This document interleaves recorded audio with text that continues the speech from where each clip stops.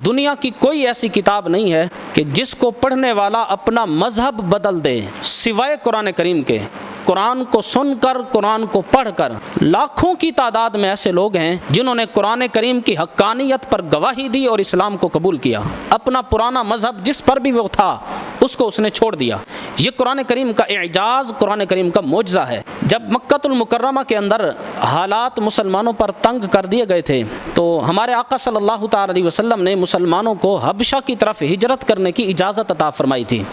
چونکہ حبشہ کا جو بادشاہ تھا وہ انصاف پسند معتدل تھا اور وہاں کے حالات بھی کچھ ٹھیک تھے، تو حضور علیہ السلام نے صحابہ کو حکم دیا کہ حبشہ کی طرف ہجرت کر جائیں۔ تو بہت سے صحابہ کرام نے ہجرت کی حبشہ کی طرف۔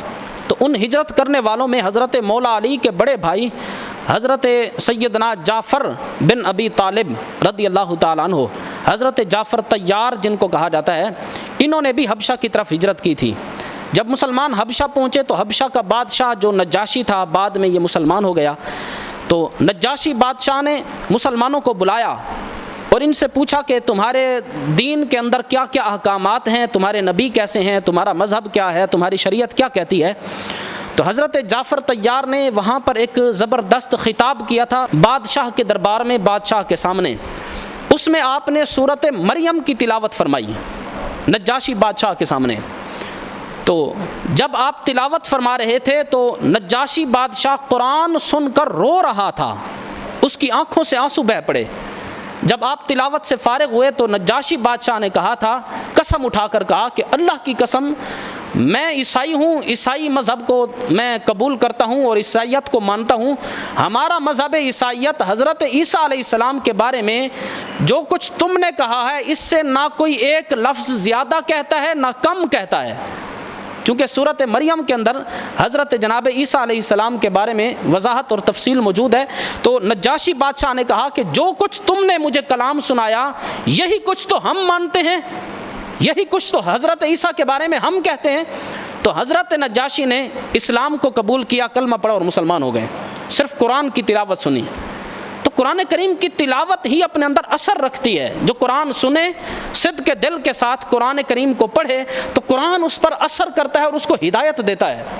70 لوگ میرے آقا کی بارگاہ میں آئے تھے، 7واں پارہ جہاں سے شروع ہوتا ہے ان کے بارے میں اللہ تبارک و تعالیٰ نے وضاحت قرآن کریم کے اندر بھی بیان فرمائی ہے۔ 70 کافر آئے سرکار کی بارگاہ میں، آ کر کہا کہ تم جس مذہب کا دعویٰ کرتے ہو اور جس شریعت کے بارے میں کہتے ہو اس کے بارے میں کچھ ہمیں بھی بتاؤ۔ تو ان 70 کافروں نے جب حضور علیہ السلام سے مطالبہ کیا تو ہمارے آقا نے ان کافروں کو سورہ یاسین سنائی۔ سورۃ یاسین کی تلاوت حضور علیہ السلام نے ان کے سامنے کی۔ تو قرآن کہتا ہے وَإِذَا سَمِعُوا مَا أُنزِلَ إِلَى الرَّسُولِ تَرَىٰ أَعْيُنَهُمْ تَفِيضُ مِنَ الدَّمْعِ مِمَّا عَرَفُوا مِنَ الْحَقِّ۔ جب انہوں نے اللہ کے نبی پر نازل شدہ قرآن کو سنا نا، اے محبوب، تَرَىٰ أَعْيُنَهُمْ، آپ ان کی آنکھوں کو دیکھ رہے تھے، أَعْيُنَهُمْ تَفِيضُ مِنَ الدَّمْعِ، ان کی آنکھیں آنسو بہا رہی تھی، ہیں کافر۔ لیکن اللہ کے نبی نے جب قرآن کریم کی تلاوت اور پھر سرکار کی زبان ہو، پھر کیسی تاثیر ہوگی۔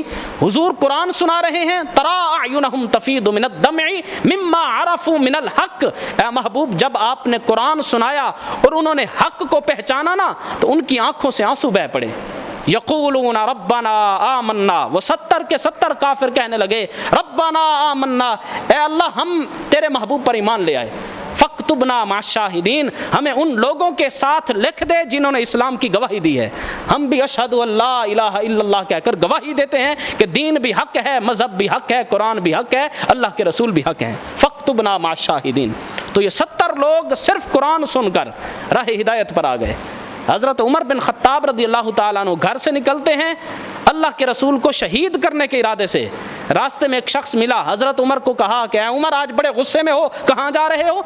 حضرت عمر نے کہا اسلام کو مٹا دوں گا، بانی اسلام کو ختم کر دوں گا، معاذ اللہ اللہ کے رسول کو شہید کر دوں گا۔ بڑے جلال میں، بڑے غصے میں تلوار ننگی لے کر گھر سے باہر نکلتے ہیں۔ اس شخص نے کہا پہلے اپنے گھر کی خبر لو، تمہاری بہن تمہارا بہنوئی اس اسلام کو مانتے ہیں جس کو مٹانے چلے ہو۔ واپس مڑے گھر، جا کر اپنے بہنوئی کو مارا، اپنی بہن کو مارا، خون نکل آیا اور کہا بتاؤ کیا پڑھ رہے تھے؟ کچھ صفحات پر ان بیچاروں کے پاس لکھا ہوا قرآن تھا، انہوں نے چھپا لیا۔ بہن پر سختی کی کہ مجھے بتا وہ کیا تھا، مجھے سنا۔ بہن نے کہا تو ناپاک ہے، پہلے جا وضو کر۔ پہلے غسل کر. یہ قرآن عام لوگوں کے لیے نہیں, ناپاک لوگوں کے لیے نہیں, یہ تو پاک لوگوں کے لیے ہے. حضرت عمر نے غسل کیا, وضو کیا, بہن کے پاس آ کر بیٹھے, بہن نے سورۃ طٰہٰ کی تلاوت سنائی. قرآن نے حضرت عمر کا ایسا دل بدلا کہ سر جھکا کر, دل جھکا کر محبوب کی بارگاہ میں آئے, کلمہ پڑھا اور مسلمان ہو گئے. تو قرآن اپنے اندر ایک تاثیر رکھتا ہے, چاہے سننے والا کافر بھی ہو, اگر وہ صدق کے دل کے ساتھ سنے تو قرآن اس پر اثر کرتا ہے, قرآن ہدایت دیتا ہے. حضور علیہ السلام کی بارگاہ میں حضرت جبیر بن مطعم آئے تھے رضی اللہ تعالیٰ عنہ, کلمہ نہیں پڑھا, بھی اسلام کو قبول نہیں کیا, کسی کام کے لیے حضور کی بارگاہ میں آئے. مغرب کی نماز کا وقت ہے, اللہ کے رسول نماز مغرب پڑھا رہے ہیں, اور مغرب کی نماز میں حضور علیہ السلام سورۃ طور کی تلاوت فرما رہے ہیں. والطور وکتاب مستور فی رق منشور والبیت المعمور والسقف المرفوع. کیسی ایک سجا ہے, کیسی ترتیب ہے, کیسی سجاوٹ کے ساتھ آیتیں اللہ رب العزت نے نازل فرمائی ہیں. حضرت جبیر بن مطعم پیچھے کھڑے ہو کر حضور علیہ السلام کی نماز کی حالت میں تلاوت قرآن سنتے رہے. جب نماز سے فارغ ہوئے اللہ کے رسول علیہ السلام, حضرت جبیر بن مطعم حاضر ہوتے ہیں, یا رسول اللہ کلمہ پڑھاؤ اور اسلام کو قبول کرنا چاہتا ہوں. صرف قرآن سنا ہے. حضرت عثمان بن مظعون حضور کے کیسے جلیل القدر صحابی ہیں, حضور ان سے بڑی محبت فرماتے تھے. جب انہوں نے کلمہ نہیں پڑھا تھا, سرکار کی بارگاہ میں آئے اور آ کر کہا کہ جس وحی کے بارے میں آپ کہتے ہیں اور آپ جس قرآن کریم کے حق ہونے کا دعویٰ کرتے ہیں, اس کا تھوڑا سا خلاصہ, اپنی شریعت کا خلاصہ مجھے بتا دو, خلاصہ کیا ہے؟ تو اللہ کے رسول علیہ السلام نے کوئی 10-15 سپارے پڑھ کر نہیں سنائے تھے, صرف قرآن کی ایک آیت سنائی, ایک آیت, ان اللہ یأمر بالعدل والاحسان وایتاء ذی القربی وینہی عن الفحشاء والمنکر والبغی یعظکم لعلکم تذکرون. بس یہ ایک آیت, اس کے اندر 6 چیزوں کا حکم ہے, 3 چیزوں سے روکا گیا ہے, 3 چیزوں کے کرنے کا حکم دیا گیا ہے. حضرت عثمان بن مظعون نے جب یہ آیت سنی, کلمہ پڑھا اور مسلمان ہو گئے. تو قرآن کریم کی ایک ایک آیت بھی لوگوں کو ہدایت دے رہی ہے. بلکہ ایک دیہاتی تھا, جنگل سے گزر رہا تھا, وہاں ایک چھوٹا بچہ قرآن کریم کی تلاوت کر رہا تھا. قرآن کریم کی کوئی بڑی آیت نہیں, ایک آیت کا چھوٹا سا حصہ اس نے صرف سنا تھا, صرف اتنا حصہ, فاصدع بما تؤمر. اس نے بچے کی زبان سے یہ قرآن کریم کی آیت اور یہ حصہ جب سنا تو وہ دیہاتی اعرابی جس کو پتہ نہیں اللہ کیا ہے, نبی کیا ہے, شریعت کیا ہے, قرآن کیا ہے, رسول کیا ہے, کچھ بھی پتہ نہیں, صرف قرآن کریم کی یہ آیت سن کر وہ دیہاتی سجدے میں گر گیا. اس بچے نے کہا کہ کس کے سامنے سجدہ کر رہا ہے, کس کو سجدہ کر رہا ہے, اٹھ. جب وہ اٹھا اور بچے نے پوچھا سجدہ کس کو کر رہا تھا, اس نے کہا مجھے بھی پتہ نہیں کس کو سجدہ کر رہا ہوں, جب میں نے تیرے منہ سے یہ کلام سنا نا, میرے دل نے کہا اس کلام کی فصاحت اور اس کی سجاوٹ کے سامنے سجدے میں گر جا. تو وہ دیہاتی سجدے میں گر گیا. تو بچے نے بتایا یہ کوئی عام کلام نہیں, یہ اللہ کا کلام ہے, اللہ نے آسمانوں سے نازل کیا. قرآن کریم کے اندر ایک تاثیر ہے. ابن مقنع کتنا بڑا اسلام کا دشمن گزرا ہے. ابن مقنع ایک یہودی تھا, عیسائی تھا. اس نے دعویٰ کیا تھا کہ میں قرآن کی مثل لاؤں گا, قرآن جیسی ایک اور کتاب لکھوں گا. اور یہ سارا دن کیا کرتا تھا, قرآن کریم کا ایک نسخہ سامنے رکھتا, وہاں سے ایک آیت دیکھتا اور پھر اس کو دیکھ کر اپنی آیت لکھنے کی کوشش کرتا. ایک آیت پر سارا دن لگاتا. جب شام ہوتی ادھر سے قرآن کی آیت پڑھتا, پھر جو اس نے خود لکھی ہوتی تھی اس کو پڑھتا, پھر اپنے والی آیت کو پھاڑ دیتا اور کہتا جو میں نے لکھا ہے یہ اس جیسا نہیں ہے, کل لکھوں گا. پھر اگلا دن پھر ایسے کرتا. ابن مقنع سالوں تک یہی کام کرتا رہا, روزانہ ایسا ہی کرتا کہ قرآن کریم جیسا ایک اور قرآن لکھنے کی یہ کوشش کرتا رہا, اور اس نے دعویٰ کیا تھا کہ میں یہ کروں گا. ایک دن کیا ہوا, اپنے ہی محلے اور اپنی ہی بستی کی گلی سے گزر رہا تھا, ایک گھر سے قرآن کریم کی تلاوت کی آواز آ رہی تھی, اور ایک بچہ پڑھ رہا تھا قرآن, اور یہ آیتیں پڑھ رہا تھا. قیل یا ارض ابلعی ماءکی ویا سماء اقلعی وغیض الماء وقضی الامر واستوت علی الجودی وقیل بعدا للقوم الظالمین. علامہ آلوسی نے لکھا کہ قرآن کریم کی ان چند آیات کے اندر فصاحت اور بلاغت کے سارے اصول موجود ہیں, اور یہ علماء جانتے ہیں کتنا بڑا علم ہے. اللہ نے چند آیتوں کے اندر پورا علم سما دیا ہے. جب اس وقت ابن مقنع نے یہ آیتیں سنی تو ابن مقنع توبہ کر کے مسلمان ہو گیا اور اسلام کو قبول کر لیا. جب واپس گھر آیا تو لوگوں نے لان تان کی, اور اس کے جو ماننے والے تھے اس نے کہا اتنے سالوں سے قرآن کا مقابلہ کر رہا تھا اور خود قرآن کے سامنے تو جھک گیا اور اسلام کو قبول کر لیا. ابن مقنع نے اس وقت کہا تھا کہ جس قرآن کی ایک آیت کا مقابلہ نہیں کیا جا سکتا, میں کتنا بے وقوف ہوں, 114 سورتوں کا مقابلہ کرنے کے لیے تلا ہوا ہوں. اس نے کہا میں قرآن کا مقابلہ نہیں کر سکتا.